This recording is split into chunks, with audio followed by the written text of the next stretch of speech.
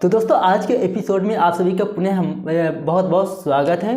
तो आज happy new year की जो पार्टी है सभी फैमिली वाले ने मिलकर रखी हुई है, जहाँ पे रोहित पहले अपने कमरे में रहता है और जहाँ पे क्रिस और उसके दोस्तों ने मिलकर के रोहित को वहाँ से पकड़ के ले जाते हैं। बोलते हैं कि भैया चलिए डांस का प्रोग्राम करना है, डांस करना है। और वहाँ से रोहित को ज़बरदस्ती पकड़ करके वहाँ पे न्यू ईयर पार्टी पे ले जाते हैं, जहाँ पे सभी लोग मिलकर के डांस ही कर रहे होते हैं। अचानक से वहाँ से रोहित गायब हो जाता है। सभी की जैसे ही निगाह पड़ती है देखते हैं कि वहाँ पे रोहित है ही नहीं। सभी लोग चौंक जाते हैं, बोलते हैं, सभी लोग इधर उधर ढूंढने लगते हैं रोहित कहाँ है। सभी अरमान तथा क्रिस और उसके पूरे फैमिली वाले पूरे घर में छान मारते हैं, लेकिन रोहित का रता पता नहीं मिलता है। वहाँ कहीं भी रोहित पता नहीं चलता है। उसकी दादी साहब बोलती है कि शायद हो सके रोहित अपने दोस्तों के यहाँ पार्टी में चला गया हो और बिना किसी को बताए पहले भी चला जाता था, शायद चला गया हो।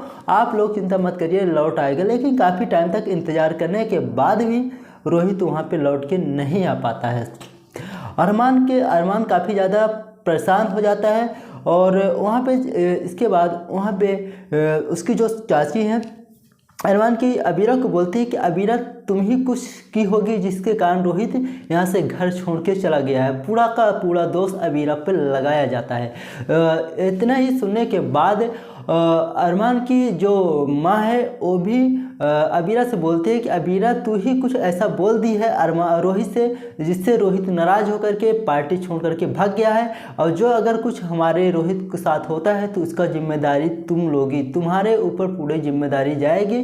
तुम ही कुछ की हो ताकि जिससे हमारा रोहित वहाँ पे छोड़ करके भाग ही गया। इतना सुनते ही सुनते अरमान भी वहाँ पे आ जाता है और अरमान भी अबीरा के ऊपर चिल्लाने लगता है, जिससे अबीरा काफ़ी ज़्यादा अपसेट हो जाती है और अबीरा बोलती है कि पूरा का पूरा दोष हमारे ही ऊपर क्यों लगाया जा रहा है, जबकि मैंने रोहित के साथ कुछ नहीं किया है। तुम लोगों को मेरी बात माननी ही नहीं है तो न मानो, लेकिन मैंने रोहित को ऐसा कुछ नहीं किया है। आप लोग एक क्यों नहीं सोचते कि शायद कुछ ऐसा बात हुई हो, आपस में कोई ऐसी लड़ाई हुई जिसके कारण रोहित यहाँ से छोड़ करके भाग गया है।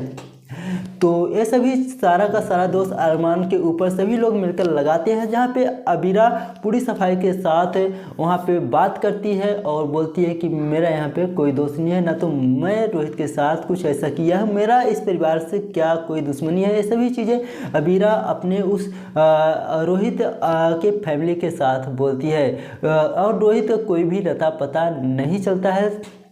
काफ़ी कोशिश करने के बाद भी रोहित का पता नहीं चलता है। वहाँ पे अबीरा बोलती है कि पुलिस थाने पे इसकी कंप्लेन कर देनी चाहिए, जहाँ पे उसके जो यहाँ पे वहाँ पे जवाई साहब जो उसके अरमान के फूफा हैं वो बोलते हैं कि नहीं अगर कंप्लेन होगी पुलिस थाने में तो वहाँ पे बात बढ़ेगी और हमारी क्या शहर में इज्जत रह जाएगी, सभी लोग जानने लगेंगे कि इस घर का लड़का भाग गया है।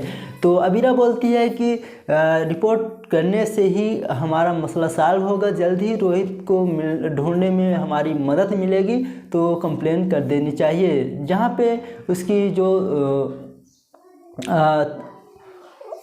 दादी साहब हैं वो भी उस पर राज़ी हो जाती हैं, लेकिन फिर भी कंप्लेन वहाँ पे अभी तक नहीं दर्ज कराई जाती है और काफ़ी मशक्क़त के बाद रोहित का भी पता रहता नहीं चलता है। तो वहाँ पे देखना होगा क्या होता है। साथ ही ये सभी चीज़ें करने के बाद उसकी दादी साहब जो जाती हैं अबीरा के कमरे में जाती हैं और उसकी जो अबीरा की माँ की अंतिम पहचान होती है, अंतिम निशानी होती है, उसका एक बक्सा होता है, उसे ले आती है। बोलती है कि जब तक तू रोहित को नहीं बताएगी, रोहित को ढूंढ के नहीं लाएगी, ये बक्सा हमारे पास रहेगा और इस बक्से को तुमको नहीं दूंगा। जहाँ पे अबीरा बोलते इस बक्से को मुझे दे दीजिए, मेरी माँ की अंतिम निशानी है। और इसके बाद रोहित का मैं ढूंढने में काफ़ी ज़्यादा आपकी लोगों की सहायता भी करूँगा, लेकिन वहाँ पे दादी सहायता नहीं देती है। बोलती हैं कि रोहित जब तक नहीं आएगा तो ये बक्सा तुम्हें नहीं मिलेगा। देखना होगा क्या होता है। नेक्स्ट एपिसोड जल्द ही आने वाला है। वहीं पे अबीरा जो है तो उर्वी बोलती है अरमान से शायद रोहित को को हमारे और तुम्हारे बारे में पूरी जानकारी पता चल गई है, जिसके कारण रोहित जो है तो यह घर छोड़ कर के भाग गया है। दिल टूटता है तो आवाज़ नहीं आती, जैसे शीशा टूटता है तो आवाज़ आती है, लेकिन दिल टूटने की आवाज़ नहीं आती। तुम समझते क्यों नहीं हो? अरमान को रूही भी समझाती है। तो देखना होगा नेक्स्ट एपिसोड, और ही ज़्यादा इंटरेस्टिंग होने वाला है। हम आपको मिलेंगे एक नए एपिसोड के साथ, तब तक के लिए धन्यवाद। जय हिंद। तो दोस्तों यहाँ पे हम आपको एक एजुकेशनल कहानी सुनाने वाले हैं, जिससे आपको कुछ ना कुछ सीखने के लिए मिलेगा। उम्मीद है अगर आपको कहानी पसंद आएगी तो वीडियो को ज़रूर लाइक करेंगे। तो चलिए शुरू करते हैं। तो एक समय की बात है, एक छोटा सा गांव था, जहाँ पर एक छोटा सा बच्चा राज नाम के एक छोटा सा बच्चा रहा करता था। राज बहुत ही सच्चा और ईमानदार था। एक दिन गांव के लोगों ने एक सुनहरे समय में बुरे कामों में पड़े रहने वाले व्यक्ति की शिकायत की।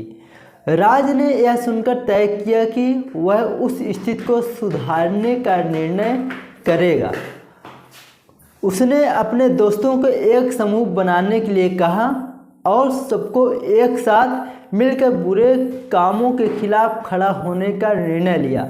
सभी लोगों ने मिलकर के ये फैसला किया कि जितने भी लोग बुरे काम कर रहे हैं उनके खिलाफ कुछ न कुछ कदम उठाया जाए। राज ने गांव वालों को, बच्चों से लेकर बुजुर्गों तक सबको समझाया कि सच्चाई और ईमानदारी की महत्वपूर्णता क्या होती है। उसने एक बड़े समझदार व्यक्ति को बच्चों के साथ मिलकर शिक्षा देने का कार्य सौंपा। धीरे धीरे गांव की तत्कालिक स्थिति में सुधार हुआ और लोगों के बीच में सच्चाई और ईमानदारी की भावना बढ़ने लगी। राज का साहस और नेतृत्व गांव का एक सशक्त और समृद्ध स्थान बना दिया। इस कहानी से हमें यह शिक्षा मिलती है कि एक छोटा सा प्रयास से भी हम अपने आसपास के लोगों को सहारा पहुंचा सकते हैं, समृद्धि की दिशा में साथ मिलकर काम कर सकते हैं। तो हम कोई ना कोई, अगर हम कोई प्रयास करते हैं, कोई ना कोई कदम उठाते हैं, तो अगर हमारा कदम सही है तो हमारे साथ कोई ना कोई मिलकर काम करने वाला ज़रूर आ जाता है, हमारा साथ देने वाले लोग वहाँ पे आ जाते हैं। तो साहस में ही हमारी जो है तो विद्वानता है। तो उम्मीद है आपको कहानी पसंद आई होगी। छोटी सी इन्फॉर्मेशन वाली कहानी थी। उम्मीद है आप सभी को पसंद आया होगा। वीडियो को लाइक करें, चैनल पे नए तो चैनल को सब्सक्राइब करना मत भूलिएगा। हम आपको मिलेंगे एक न्यू वीडियो के साथ, तब तक के लिए धन्यवाद। जय हिंद।